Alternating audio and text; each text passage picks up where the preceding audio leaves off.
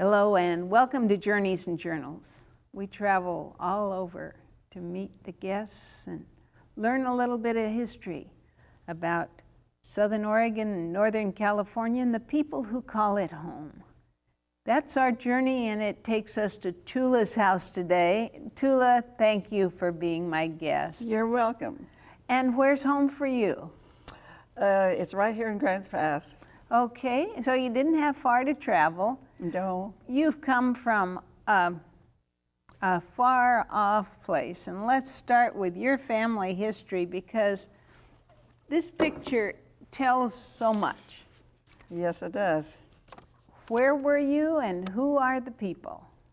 Well, my husband just finished medical school down in Loma Linda, and we got, after internship up at Portland, we got a call to go to Singapore to the hospital there where he's going to work. Oh my. And we were supposed to be there for 5 years, but it turned out to be 19 days because he got polio. And polio was a real danger then. It was 1952. 1950? And it was worldwide, the most goings on at that time.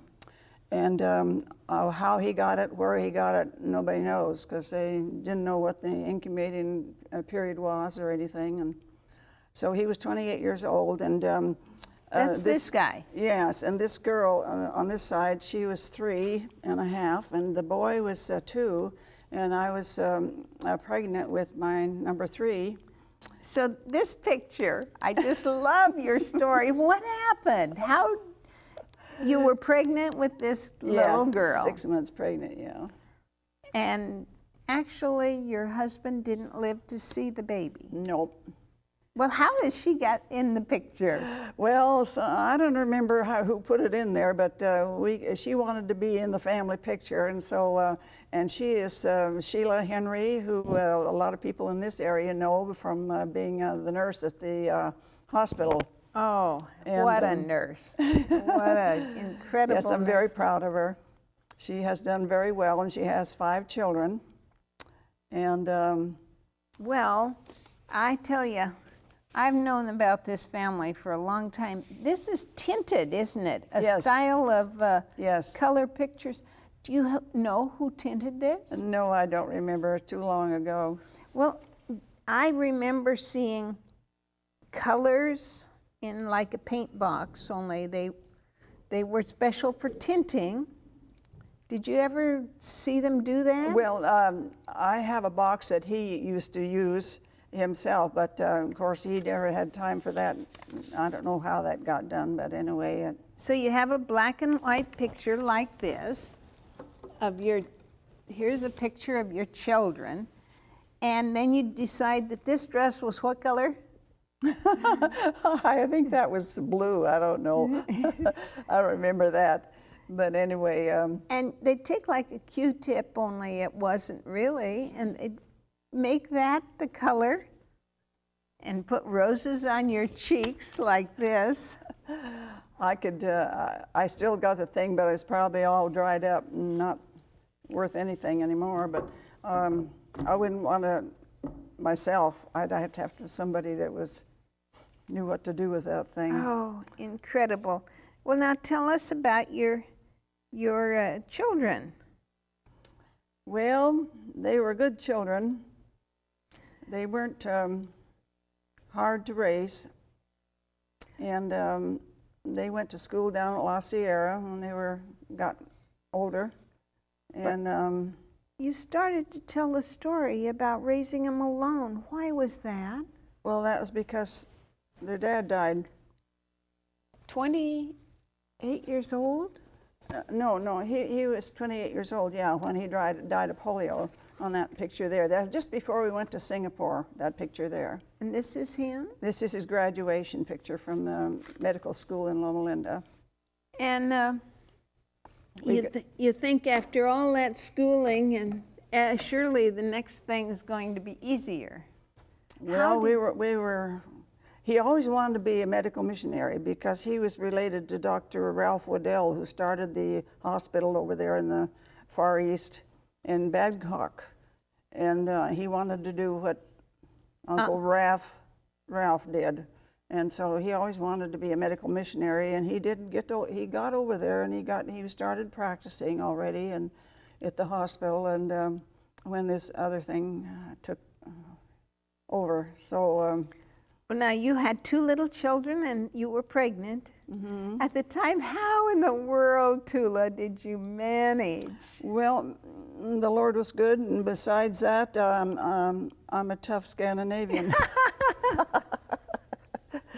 You have to do what you have to do. Scandinavian from which one of the countries? Norwegian and Swedish. Oh, you got the best of both worlds here. You are, you know, some of the things I've heard about you is that you can take an old run-down place and make it shine bright as new, and then move on and do it again. How many places have you restored? Well, probably about 5 or 6 in this town, but when Bill was alive, he could fix anything that needed fixing, and I just loved to paint, and I painted everything besides learning a lot of things. Well, I nailed down the first layer on the floor when the kids were little and we had to have a house, and I like to work. And I taught my kids that to like work. I said it's fun to work. Hey, and I've seen them. Yeah. I've seen Sheila taught her kids the same thing. They've been on television. I know they have. The 2 big boys. Mm-hmm. And maybe the viewers will remember this clever little invention. You say an invention, well, that's just a battery, you bet. But when you put this little red box on top of a battery, you now have a flasher for emergencies or a regular flashlight that will keep you out of trouble. They last for how long? I really don't know. When it started out, he told his, the oldest boy, Barclay, wanted to do the Pacific Coast Trail, hike the Pacific Coast Trail. And so he told his brother to make him a flashlight that would last the whole time, you know, and it did. No broken bulbs here, no running out of power.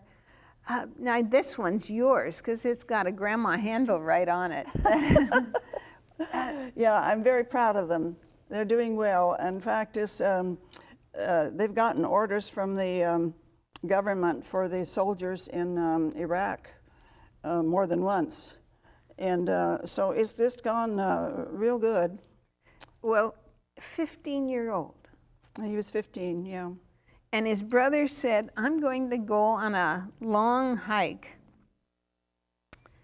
And I'd like to have you invent a flashlight that won't give up.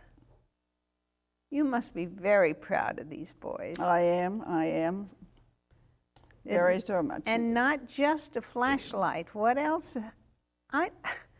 Nordstrom's bought one of their inventions so they could have like floodlights in these little displays. Mm-hmm. What are some of the other inventions they've come up with? Well, I really I can't tell you because I don't know. They've got all kinds of different things, you know. Right, including cars, electric cars. And there's one man that he was in Iraq, and he flew a helicopter over the big people that would come over there, you know, at nighttime. Right. And he said that flashlight, it saved his life. Wow. More than once. That's a 15-year-old kid who applied for a patent. And when they were on, I said, how much for that? You know, he said he had 2 of these originals. because now all of the electronics are in this little cap. And they had done it flashing red, which to me was just a genius. And I thought every woman on my Christmas list needed one of those because you never know when it's emergency. Now Sheila is where? Sheila's here. Yes. Right? Mm-hmm. That's your little girl, the baby when her dad died of polio. Yes. We don't even hear of polio. No, not since they got the vaccine for it. I didn't, but this was just before that, like about 3 months before it. Ah, now Sheila's the nurse. Yeah, she's taken care of lots of people. Yeah, she has, and she loves. But now, you know, they live way up on top of that mountain, and it's hard to come down there and everything. And now she's stopped the nursing and is making pack lights. Yeah, that's the name of this little pack light. And it was all invented so the brother would have something that lasts the whole, what's the name of the trail? Pacific Coast Trail. Starting from Mexico to Canada. And Barclay did it all by himself, but his brother walked across Oregon with him. Yes, I was so incredibly, and where in the world can you fit in these two people into this story? Well, this girl, she always loved books and learning. You know, she just was a really good brains. Anyway, she started medical school when she was 50 years old. Oh. And now she's a pediatrician, and down in Southern California in Loma Linda. And this fella? That's my Dwayne boy. Anyway, he's purchasing agents for the 2 hospitals in Portland and about 50 clinics. Well, so he's busy. So all 3 of the kids went in the medical field like their dad. That's right. That's right. And you can, they have done some incredible things. You're just as proud as can be. And I am. How many grandkids? 6 boys and 6 girls. And even number 12. That sounds absolutely perfect. Tula, you had that part of your life that was hard and difficult, and then the raising of the children, but somebody came into your life. Yes, after 15 years, I found this man. Or he found you. Well, it was kind of even, but it's really a funny story. Please share it with us. Well, I was working in a dental office up at PUC, Pacific Union College, in Napa, near Napa, California. And I had been down to Loma Linda to visit my cousin and her husband and family and so forth. And of course, I lived there for 10 years in that area. So he told me about this man because he knew him. They did the same kind of work. And he was telling me about this available man. And I didn't like living alone. Well, I didn't. I went when I sent my kids to boarding school. I was alone, but anyway, when I was at the desk there at the dental school up there in near Napa, California, I got a news thing from the Gleaner. We called it there. Well, it wasn't Gleaners here, but down there it was something else. Anyway, and it had an article in there about this man that and it ended up by saying he needs help. So I thought, I wonder if that's the one my cousin's husband was telling me about. And so I. What kind of help did he need? He was doing colporteur work. Oh, selling books, Christian books. Christian books, yeah. And so I thought, well, I think I'll write me a little ad like that And so I took up the typewriter and I wrote up one about me, and I put a picture in with it, and I sent it to my cousin, and I said, if this is the man you were telling me about when I was down there, send this to him and ask him, tell him that I need help too. And he did. And so it turned out good. We had 31 years good marriage. 31 years. Mm-hmm. That's so. And so people that are worried about age now, he was 18 and a half years older than me, but we just got along like nobody else. Well, he wanted to live to be what age? He wanted to live to be 100 so he could brag. But he just got to 96. And it was such a joy to see the two of you together with fun. And my kids, they just loved him. He was a good man. Well, the good Lord blessed you with two good husbands. That's right. That's right. And you've been widowed twice. Now, there's a lot of our audience who've been widowed. What do you see after you have, well, I know that you've had at least 5 homes. You buy something that needs you, you fix it up, and then move on to something else that needs you. Yeah, they can't keep up with me. They say, where do you live now? So, well, what's next? You fixed up this place to perfection now. So it's for sale. It is for sale. Yeah. A mobile home in a senior, what do they call it? Rogley Estates. 55 alive, and this lady is alive. What's next? What's next in your life? I plan to move to Canyonville, where they have a retirement home, and I'm going to retire. And then what? You're going to go off and build churches, or what? I can't imagine you in a rocking chair for some reason. Oh, no. I don't know what that word bored. I'm bored, people say. I've never been bored, and I'm thankful for that. The reason you've never been bored is keep busy. Your mind is always active, isn't it? Mm-hmm. How do these grandchildren fit into your life now? Oh, they're just wonderful grandchildren. They do things for me and to help me, and they just can't be beat, of course. Go ahead and brag. But you don't just think about your own family. You have work that you volunteer. I understand that you work in a recycling center or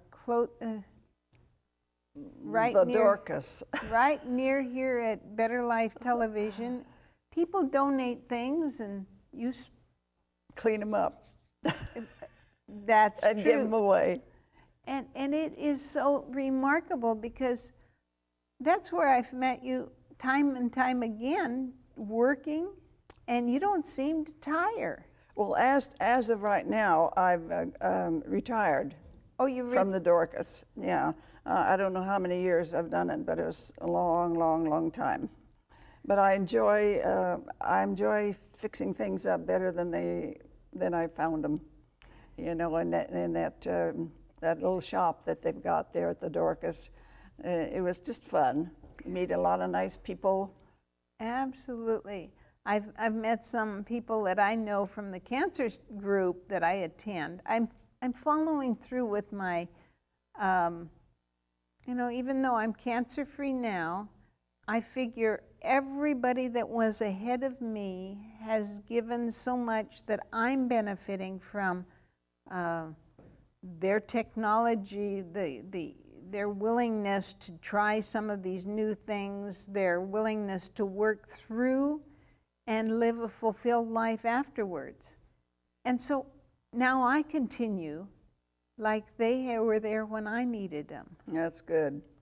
Cancer doesn't have to be the end of your life. It just is sort of a detour on your plans. You've had detours, right? I've had detours, yes. Detours when your husband died of polio.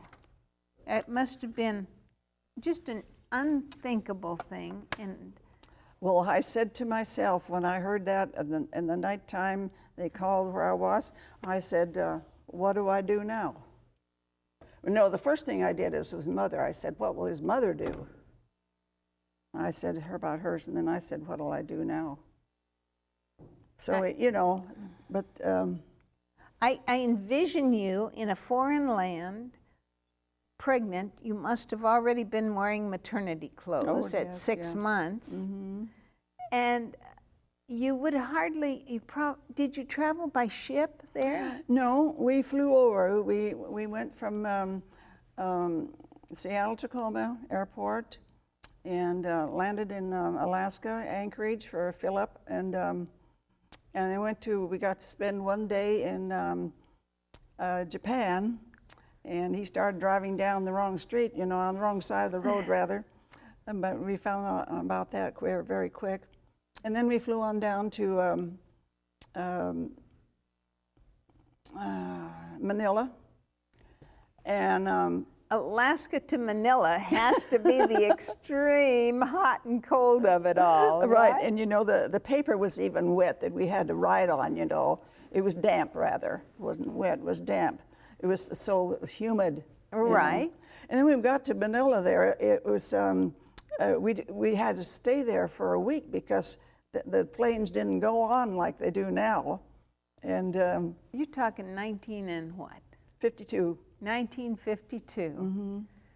Yeah, and you had to wait there before they could get a plane to take you the rest of the way to Singapore. Did you have any idea as a growing up young lady that you'd be flying halfway around the world? Not at all.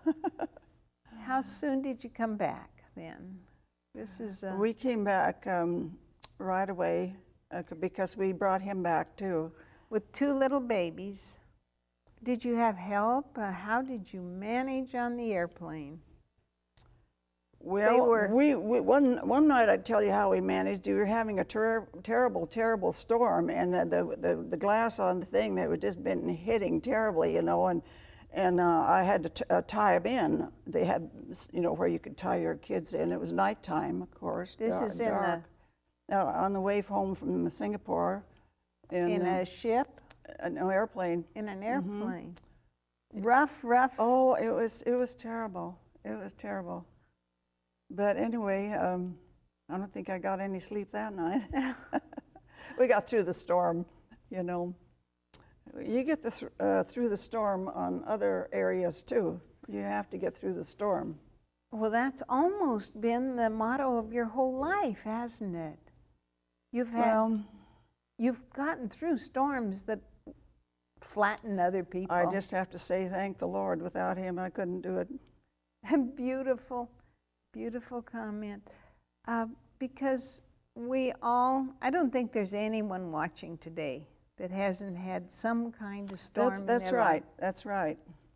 And I said on a spectrum, there's the broken dish over here, which is loss and sadness, and over on this side are the terrible things we read about in the newspaper, the tragedies that, you know, the typhoons and earthquakes. Oh yes, that's terrible. And here's this spectrum, and we're all someplace in between with loss, and here you are, sunshine. You have to make the best of everything.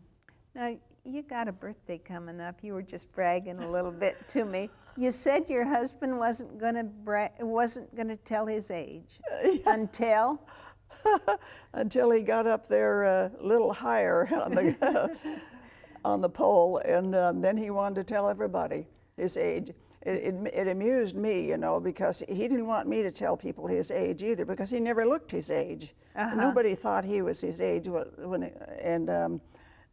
anyway, he'd sit down in Walmart while I went and did some shopping, you know, and then when I came back, he was talking to somebody and he was telling them his age. And that was what age? Well, it was in the 90s. Yeah, he died when he was 96. What an incredible story. And so now in your senior years, you're not sitting in the rocking chair. You're planning. Don't even have one.